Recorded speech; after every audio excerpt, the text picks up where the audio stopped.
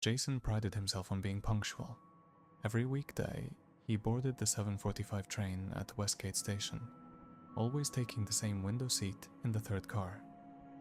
That Tuesday began no differently. The platform bustled with commuters, the air heavy with coffee and morning dew.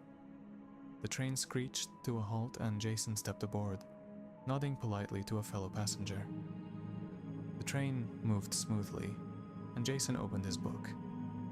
The familiar clatter of wheels and soft murmur of conversations was comforting. But when the train bypassed the first station without stopping, he frowned. By the second and third skip stations, murmurs spread among the passengers. Jason looked out the window, expecting city streets, but saw endless fields shrouded in dense grey fog. An older man pressed the emergency button in vain. The unease grew as a teenage boy muttered about the strange scenery. Jason decided to investigate. Reaching the conductor's booth, he found it empty. No one was driving. Outside, the train passed a field filled with enormous, rusted metal sculptures resembling grotesque human forms. Jason's stomach churned as a garbled voice crackled through the speakers. Tickets, prepare for inspection. The train plunged into thicker fog. Windows distorted the outside into surreal shapes. Passengers huddled together, their fear palpable.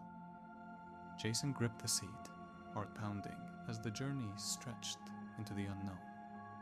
By what felt like the second day, Jason had lost all sense of time. His phone was dead, and the train's clocks froze at 7:45. Food and water ran out, and passengers grew despondent. Outside, fog gave way to an endless series of identical towns, each with the same gas station, diner, and houses. "This isn't the real world," murmured Lily, one of the few who still spoke. "It's like purgatory." Jason had no response. The train slowed. Passengers held their breath as the doors opened to reveal a dimly lit platform. The cracked floor was overgrown with weeds, and the flickering fluorescent lights gave everything an eerie glow. Jason hesitated, but Peter, a tall, middle-aged man, stepped forward. "We need to get off," he said firmly. Jason joined him, Lily, and a few others. The air outside was dense and metallic. Jason noticed the unsettling absence of shadows. Everything appeared flat and lifeless. A screeching sound made them turn. The train's door slammed shut and it sped off into the fog. They were stranded. A faint glow appeared in the distance. The group cautiously approached an old ticket booth with a single, dusty ticket on the counter. Jason picked it up. Destination, the final stop. Behind the booth, a narrow path disappeared into the fog. "We have to keep moving," Jason said.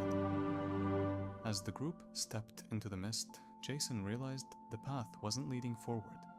It was guiding them deeper into their fears.